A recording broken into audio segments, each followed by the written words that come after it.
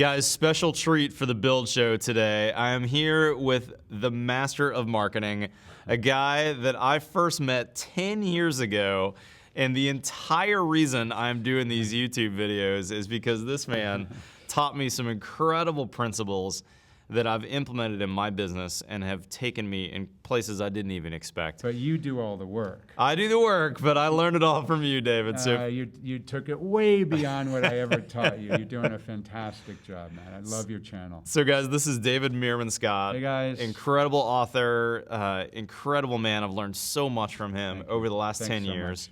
But honestly, I first heard him speak at a builders conference 10 years ago. And it was you, David, and your encouragement that said, okay, look, no one knows me in this town I just moved to. I moved to Austin 12 years ago, actually. And so I heard you maybe a year into business. No one knew me. I had no product in the ground. I'd never built a single house in Texas. And I learned your program and your principles. And I said, you know, I'm going to implement this. And I started a blog the week after I saw you speak. It was Blogspot, you know, old school blogger. Day, right. And I started blogging. And it wasn't long after that someone said, hey, you should try this flip video camera, Matt. Because blogging, you know, you could say it. And I said, oh man, I'm passionate about this stuff. I can easily talk if you give me a microphone. That'd be great. Yeah. So I got on YouTube exactly 10 years ago now. Amazing. And here we are 10 years later, we've got 100,000 subscribers, and it's because of your principles. But you took those principles and you said, I'm going to do this in my business. Yeah, and you said, I'm not going to try to sell you houses. Yep. I'm not going to try to sell you on what I'm good at. Yep. I'm going to just educate. Exactly. So you did exactly the right stuff. It's like model student, right? You get the gold star on the forehead. Well, even the student deserves to give some credit to the teacher because you are the master. Yeah, that's good. So let's take a few minutes. Sure. Let's talk about this on camera for the builders, remodelers, architects, really any business that's watching this.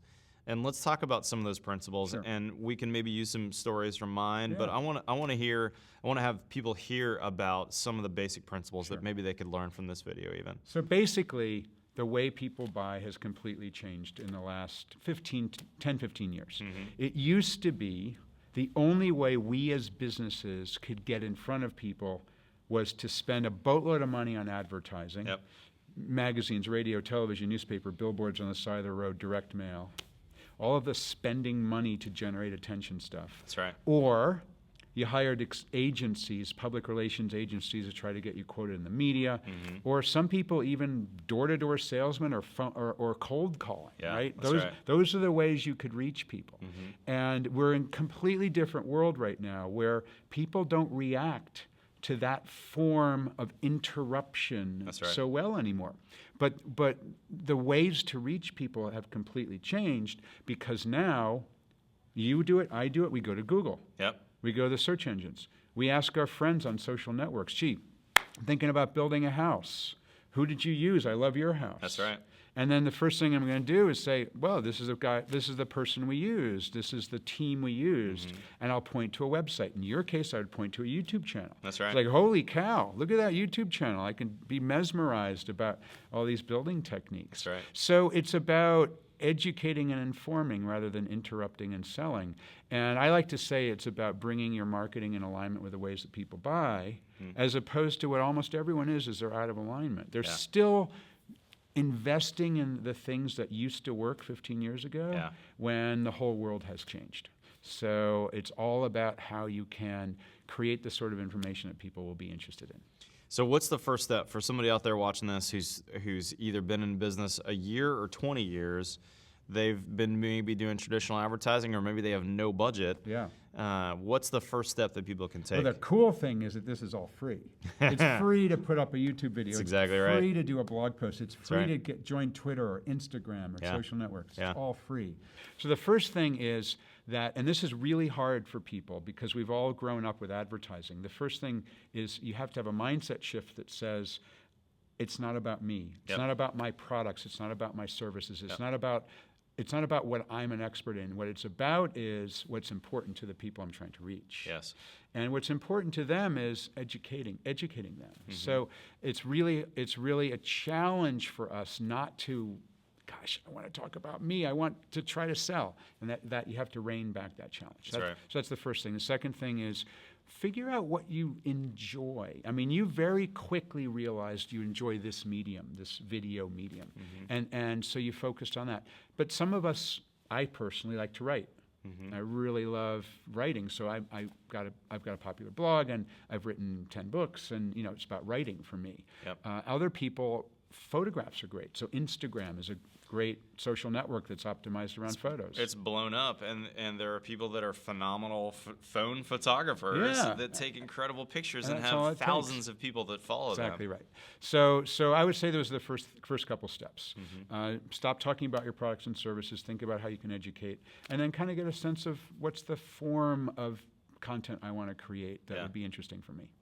Tell me more about that content. Why is it that content is so interesting to people, or why do people want to consume that when we're talking about the general public? Because when people are thinking about making a purchase, especially a big purchase, especially something like remodeling a home or building a custom home, it's like they're in voracious information gathering mode. I've actually been there. As you know, I just did a huge renovation and addition project to my house. Took an entire year. And you spent some money. I spent a lot of money. So did you do any research on that before you got there? Oh my God, did I do research? Well, I did research for years before we pulled the trigger on it. That's right. I was like a huge consumer. We subscribed to a bunch of different magazines, Dwell and whatnot, things like that. So that was print-based media.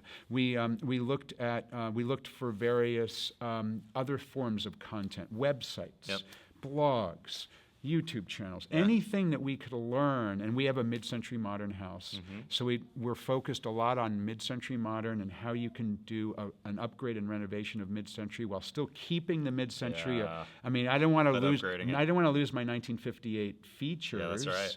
I didn't want to screw that up. The Atomic Ranch. But but I didn't want to mess that up. But I still wanted a house I could live in. So I'm not gonna have the old clunky systems. That's right. So I was in a voracious information gathering mode.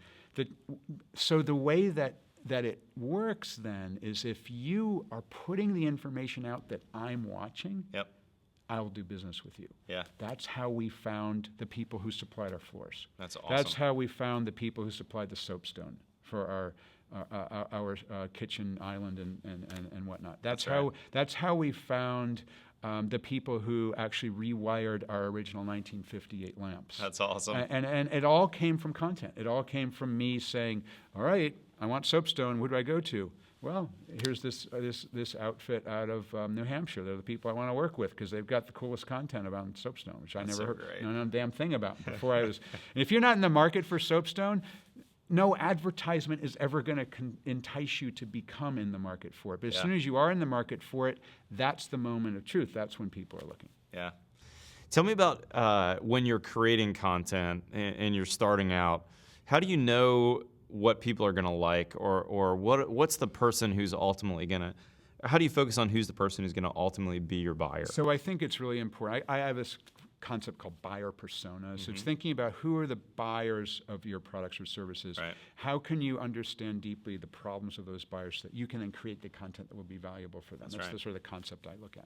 And so some organizations have multiple buyer personas. So somebody who's doing a renovation might be different than somebody who's doing new construction. That's right. Somebody who is nearing retirement age and wants to think about aging in place and wants to have everything ADA compliant and everything, making sure that in case they need to be in a wheelchair that they don't have to do any demo to make it wheelchair. That's a different buyer, perhaps. I'm making this up, I'm not in your business, than a buyer who is, say, 32 with a young family. So I got 4 kids. That's a huge issue. I need bedrooms. I need a whole bunch of whatever they need for a huge laundry room for 4 kids, which is really different than people who are in their 60s who want to live in their house as long as they possibly can. Maybe that's 2 different buyers. Maybe that's I need to focus on one type of content for this buyer and one type of content for this buyer. Yeah, for sure. And the more you know about the people you're trying to reach, the more valuable the content you can create becomes. Totally. And let me jump in on that as a kind of advice from what I've learned over the years is you need to do something that is going to interest you.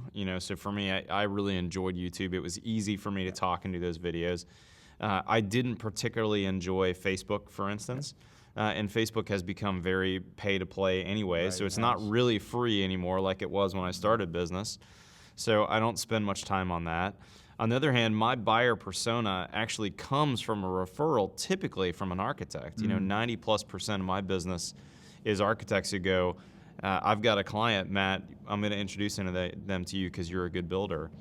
And so I'm actually looking to have the architect be my buyer persona There you often. go. Perfect. And I've found that architects tend to be on Instagram a lot. Oh, that's interesting. You know, yeah, because it's so visual. They're so visual. Yeah. And so I post a lot on Instagram. And for me, I post some pretty pictures, but I also post some a lot of behind the scenes. And here's so how to do this that's geeky detail. focusing on that architecture buyer persona, and that's right. And that's really, really interesting. Yeah. Good insight. And here, 10 years later now that I've been doing this, David, here's the part that I didn't expect, that I think you told me about in your program, but I honestly don't remember, is that, well, number one, my reputation has been put on steroids by doing this. You know, Awesome. 10 years ago, no one knew me. I hadn't built a single house in Texas. And now here, 10 years later, I've built a lot of houses, but I've also put a lot of content out.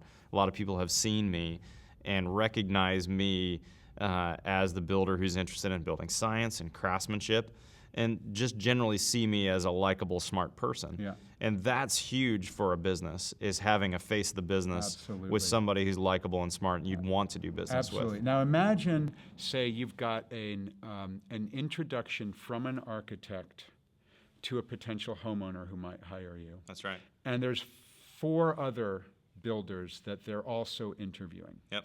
And you've got 5, including you, 5 builders that are possible. Yep. And all 5 have basic 4 out of the 5 have a basic website and not anything else. That's exactly right. And then they see your YouTube channel. Yeah. And they get sucked into the videos.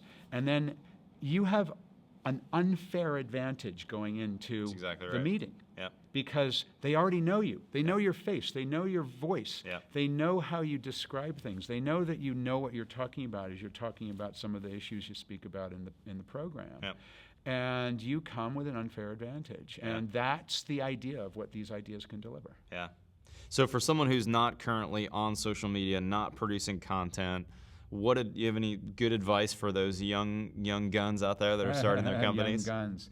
Well, I always think it's real. You can actually really enjoy this stuff. You know, it becomes, and you know, because you do, becomes an important part of your life. I think we need to understand and recognize that the world is changing. The way people buy has changed. The way people consume information has changed. We're in the middle of a communications revolution, the most important communications revolution in human history. Yeah. The idea that we're going to a device that sits in our pocket as the primary form of the way that humans communicate is absolutely radically revolutionarily important Totally. to understand. Yep. And therefore, the more you can understand and then grasp that, the more successful your business will become. And I don't want to say, I avoid saying you have to do it or you'll fail, because it's not true. Yeah. You can still survive. It's going to just be much harder. That's right, no doubt. And a piece of advice that I'll throw in there too, for people that are watching this that are maybe following me on social media or following my videos, copy what I do. Do it all.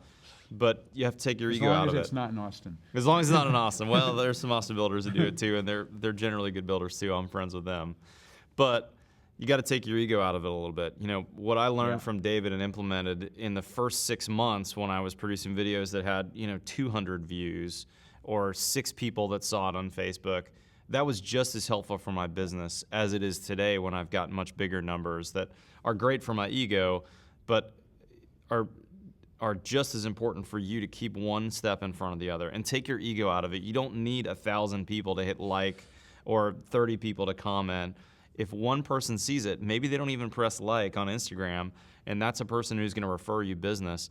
That's a good one. That one person who sees it could be worth $2 million. That's exactly right. Absolutely. There's Exactly no right. question about that. And I think a lot of people do get hung up with, oh, but I don't have 1,000 of these or 10,000 of those or whatever. Those aren't the metrics that matter. The metrics that matter is how's your business doing. That's exactly right. Yeah, exactly. And so, I think that's a big challenge with people is they look at some of these celebrities who have enormous numbers. Mm-hmm. You don't need enormous numbers. No, you don't. You need if you're going to put up 3 houses a year, you need 3. That's your number, 3. That's right. That's right. That's right. If you have 3 people that saw that, perfect. It's perfect. That's good. You got the 3 right people, of course. Yeah, that's exactly right. David, tell us about social influencers and kind of marketing through the influence of people that are active on social. Tell me what your thoughts are on that. So it's a very, very interesting market. It's a new market in that it's becoming monetized.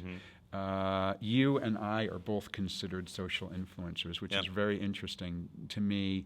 I have people reaching out to me all the time, wanting me to talk about them. Yep. But what's interesting is you turn the tables and you say, well, wait a minute, maybe we can help each other. Right. So I think I'm not a fan of anything that you have to pay for in general if you can get it for free. Right. Yeah, totally. So I'm not a fan of spending a whole lot of money with Facebook if you can figure out a way to do something on Facebook to get something for free. I'm not a fan of spending money on expensive advertising on, say a newspaper, if you can create the content that will drive people there. So in the case of social influencers, if you can figure out a way that you can work with a social influencer in your marketplace, for example, if you're a builder and you can hook up with someone who's in the real estate business and figure out ways that you can help one another, and they have a great real estate channel, that would be an awesome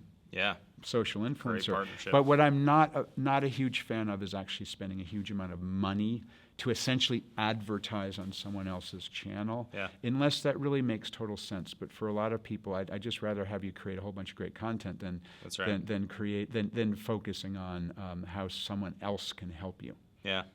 What about if you're a builder who's a fairly large builder? Let's say you've got 50 employees, but the owner of the company or the top marketing person, they don't want to necessarily be the face of the company. Do you have anything to say about that as you think about larger companies? I think that every company should have a public face, but it almost doesn't matter who that person is, because what you're looking for is someone who is interested in doing that. So having the owner of the company who looks dreadful, who doesn't look like they're having any fun with it, that's not going to work. That's not going to work.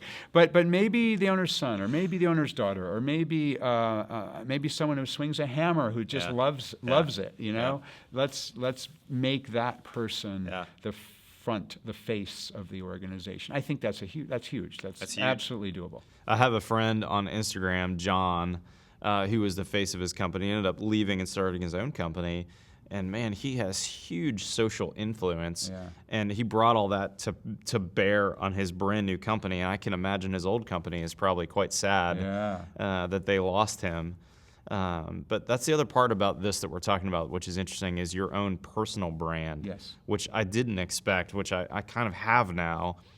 But do you have anything that you could advise people on in terms of their personal brand? We all have personal brands, whether we know it or not, whether we manage them or not, whether we care about them or not, whether we curate and cultivate them or not. We all have personal brands. Right. And so when we think about that, it's like, oh, okay, well, with just 10 minutes a week, I can vastly improve my personal brand just by creating some interesting content and pushing it out there. That's right. With an hour a week, even more so. Yeah. And that's the currency of the current economy, is your personal brand.